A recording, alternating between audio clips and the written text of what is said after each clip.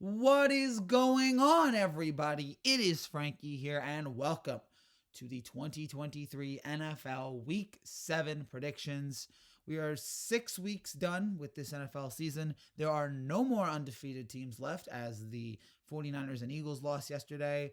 It is a wide open league right now, and that should make for a very exciting Week 7. Let me just throw this out here at the beginning.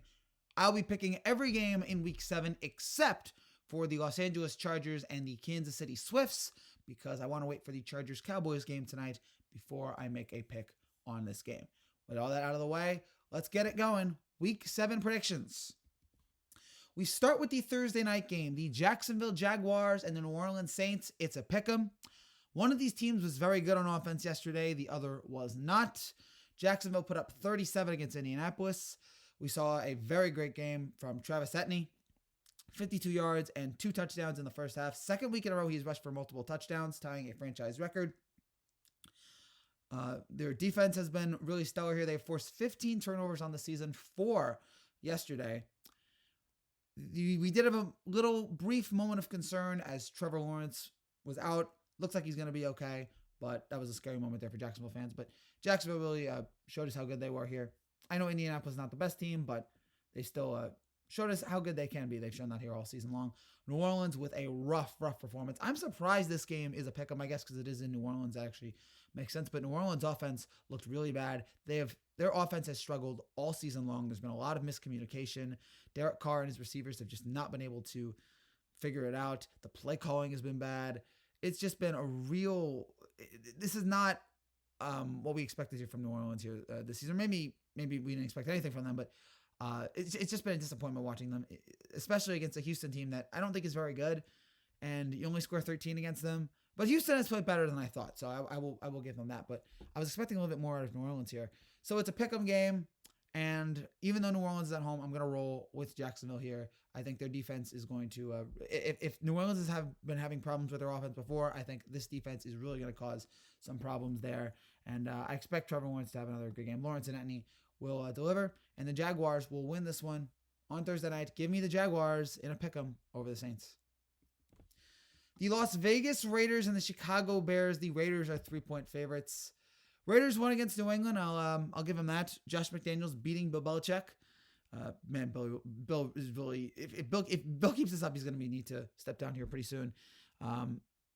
Raiders went. I'm not really into the Raiders here this year. What are they, like 3-3 now? Okay. The Bears. Oof. Minnesota was awful yesterday, and somehow they won. Just a testament to how bad the Bears are. Give me the Raiders -3, but I'm not looking forward to this game. The Cleveland Browns and the Indianapolis Colts. The Browns are 2-point favorites. Indianapolis, a bunch of issues there. Anthony Richardson looks like he's going to be out for the remainder of the season, losing to Jacksonville yesterday. How about the Cleveland Browns beating the San Francisco 49ers? And yes, I know they had to have a missed field goal there at the end, but you know what? They got it done. They have arguably the best defense in the NFL. San Francisco comes in there having just scored 30 or more in 8 straight games, the second highest scoring team in the league. They've averaged 400 yards of offense, and Sunday they only gained 215, and they only put up 17 points. What a phenomenal defense, and what a great performance that was, getting to Brock Purdy and company. Arguably the first bad game of Brock Purdy's career was caused by Cleveland. All credit, and also shout out to Amari Cooper, who had a couple big catches today, and he looked good. So the Browns are riding high right now. They got a lot of momentum, and now they're facing a struggling Indianapolis team. And I think the good vibes continue for the Cleveland Browns here. The defense will continue to dominate here in this one. On the road, I take the Browns -2 over the Colts. The Buffalo Bills and the New England Patriots. The Bills are 8.5-point favorites.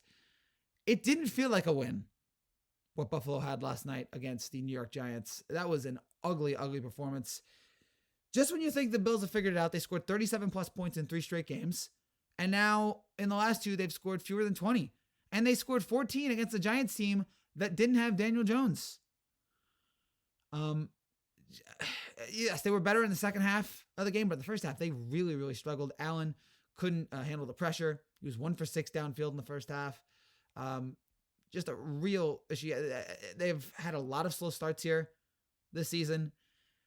If we think the Bills are going to contend for a Super Bowl, they've got to be better than this. They've got to put up better performances than they did this game. And they almost, if it wasn't for a couple boneheaded Giants plays, the Bills could have lost this game. And can you imagine the Bills having lost games to both the Giants and the Jets this year? Although the Jets have turned out to be better than we thought. But that would not be impressive there. But the Bills should win this game because New England looks like a complete mess. The Mac Jones is not an NFL quarterback. Belichick and company just don't have it figured out. It's a complete train wreck there. I know that it is in New England, but Buffalo is a darn good team, and I expect them to come out guns blazing against the Patriots and win this one pretty handily. Give me the Bills -8.5. The Washington Commanders and the New York Giants. The Commanders are 1.5 favorites. Washington beat Atlanta yesterday. Credit to that. The Giants, at least we don't have to see them on primetime TV for a while. They almost won this one. And yes, Giants fans, that was pass interference on that final play. I will give you that. But, I mean, we didn't deserve this one. The end of the first half was just awful. Terrible clock management there by Tyrod Taylor and Brian Dable. This team is 1-5. I think at best they're going to be 2-15. This is going to be a horrendous rest of the season. I'm just glad that we got most of the primetime games out of the way. Not a game I'm really looking forward to, but I think the Commanders win this one. Give me Washington -1.5. The Atlanta Falcons and the Tampa Bay Buccaneers. The Buccaneers are 2.5-point favorites. Tough loss for Atlanta against Washington. Desmond Ridder, with a week after arguably his best game, has maybe his worst. 3 interceptions, 1 in the fourth quarter. This is just kind of, I guess, what we can expect from Desmond Ridder. He'll have his occasional good games, but more often than not, it'll be, I feel like, stuff like this. Arthur Smith with a really questionable decision to go for it. Down 8 to go for 2 instead of just kicking the field goal. Just common sense. You don't need to go for it there. The pass rush is at least impressive here, so I'll give him that. But bad loss there. Tampa Bay, though, looks even worse. I know that they went up against a pretty good Lions team, a Lions team that is running through everybody here. Even then, I was expecting a little bit more. Did not really get the ground game going. Offense really struggled. They didn't get a pass to Mike Evans until the second half. Evans was 4 for 10 today. Just a real concern there for Tampa Bay. So it's a battle of 2 mediocre teams here in the NFC South. I'm going to roll with Atlanta in this divisional matchup. As I said, Desmond Ridder, hot, cold. This game, he'll be hot against Tampa. And I think the Buccaneers' offensive struggles will continue. They will not be able to score much. Atlanta wins this one. Give me the Falcons +2.5. The Detroit Lions and the Baltimore Ravens. The Ravens are 2.5-point favorites. Folks, can you believe it? The Detroit Lions are 5-1. The Detroit Lions are legitimate Super Bowl contenders. It is absolutely wild stuff. This offense is pretty good. The defense, we know how elite they are. Lions, if they can continue to get Jameson Williams involved, they got something here. Williams, after starting a 4-game suspension, came back, caught a nice 45-yard dime from Jared Goff, 5th career reception there. So maybe we could see more from him. Nice game from St. Brown, 12 catches for 124 yards after being out last week with an abdominal injury. Baltimore with a very ugly win. That not something to be proud of. 1 for 6 in the red zone, and they have scored 1 touchdown in the past 7 quarters. They were the 3rd best red zone coming into today's game, but they did not show any bit of sign of that. Maybe it's just a London game. Maybe you just take yesterday and just say, it's a London game. It's one of those. Although yesterday we were reminded how good Justin Tucker is. 6 for 6. He is amazing. Only kicker in franchise history to kick 6. And now he's done it twice. Pretty amazing there. I just think the Lions are a better team in this spot. I know Baltimore's on home, but I just think the Lions are a better, well-rounded team. I think the defense is going to cause some problems here for Lamar. It's going to be a fun game. These are 2 of the top 10 teams in the league, but I think Detroit gets the win. Give me Detroit. Give me the Lions +2.5 to go to 6-1 on the season. The Pittsburgh Steelers and the Los Angeles Rams. The Rams are 3.5-point favorites. The Steelers coming off a bye after having beaten Baltimore.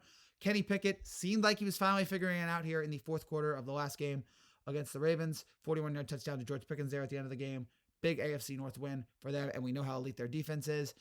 I know I should be a bigger believer in the Rams. They keep winning, and they have a nice receiving core, but something about it, I'm just not sold on this team. They're just not a team that I expect is just going to go very far. I think it's going to come crumbling down here in this game. If the Rams win this one, though, I might just there and go, all right, you know what? I take it back. The Rams are maybe a lot better than I thought. They were a legit team, but I just think the Steelers defense is going to be all over Stafford all game long.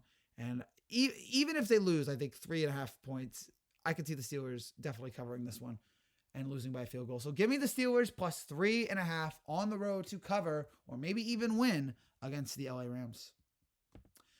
The Arizona Cardinals and the Seattle Seahawks. The Seahawks, 8-point favorites. Arizona, we know how bad they are. Seattle, arguably the worst game of Geno Smith's Seahawks career. After the first drive, he really just shut down. After the first drive, 75 yards, 11 plays, touchdown. The final 10 possessions, 6 points. Again, expected better. Terrible interception here in the red zone for Geno today. He had 2 interceptions. Second one, though, wasn't his fault. But it has not been the same Geno. He's been okay, but he's not been the same Geno that we saw last year. The run defense, though, impressive. They've massively turned it around from last year. They've allowed entered week 6 allowing the fewest yards per carry in the NFL at 3.2. And I expect them here to at least, even if they have issues, at least on the offensive side, in this game against Cincinnati, they will not show up here in this game. Arizona is a bad team. We know this. And so I'm expecting a double-digit win for the Seahawks to cover and win convincingly. Give me the Seahawks -8 over Arizona. The Green Bay Packers and the Denver Broncos. The Packers are a 1.5 favorite. The Packers coming off a bye. I love picking teams off a bye. Maybe not bad teams off a bye, but decent to good teams. And I expect the Packers to be able to do that. The Denver Broncos, I guess I should talk about the Packers. They did lose to the Raiders. We are expecting that Aaron Jones hopefully will be able to get back here for this game. Hopefully his hamstring will be right. I expect better things from Green Bay in that spot. And then Denver just... It's sad watching Russell Wilson. I love Russell Wilson. I know people think he's corny and all that, but his teammates hate him. But I love watching the guy play, and he was special for the Seahawks for a long time. And the last few years, especially these past 2 years, he has turned into a shell of his former self. He has no confidence at all. And Sean Payton really should have just stayed retired and have Kevin James. Kevin James should have coached this team instead. The Packers are only a 1.5 favorite. I know Denver is at home, but only a 1.5. Please. Give me Green Bay -1.5. Denver's a joke. The Miami Dolphins and the Philadelphia Eagles. The Eagles are 2.5-point favorites. One of the biggest games of the season. You have arguably one of the 2 best teams in the NFC. Actually, not arguably. I think definitely one of the 2 best teams in the NFC. And you have one of the 2 or 3 best teams in the AFC. A potential Super Bowl preview here on Sunday Night Football. Dolphins had a 14-point lead. They were down 14 against Carolina, and they responded by scoring 42 to 21, convincing victory over the Carolina Panthers. It was a slow start, but didn't matter. 35 unanswered points, 428 total yards. Raheem Mostert with a big game, 3 touchdowns, 115 yards, 17 carries. I think he was the fantasy football player of the day. So we just know how amazing Carolina's offense is. And Tua is arguably the MVP favorite right now. I would have him over Mahomes because I don't think Mahomes has been that special this year, while Tua, I think, has been special week in and week out. Philadelphia, that was a kind of an inexplicable loss. I know the Jets defense is ridiculous, and they make a lot of teams great quarterbacks. I mean, look at Allen, Mahomes, and Hurts. 3 of the MVP finalists last year, and all of them have looked mediocre to bad against that Jets defense, and it just makes you frustrated. You think, my gosh, what if Rodgers was healthy? How good that team could have been. But anyway, on to the Eagles here. Just a really shocking loss. Arguably the worst game of Jalen Hurts' career. 3 interceptions, including an awful one to Tony Adams late that set up the Jets' go-ahead score. You cannot do that if you're Jalen. He has more interceptions on the year right now than he had all of last season. He has 7. At least he still has A.J. Brown, and those 2 continue to just look amazing. But yeah, just a difficult loss there. Too many mistakes in that game. If you had some concerns about the Eagles, especially in the red zone, those really came back to bite you here in this spot. I'm going to roll with Miami. The Eagles, again, while they have been great, they have had some struggles with the red zone offense. I think that will continue here in this game.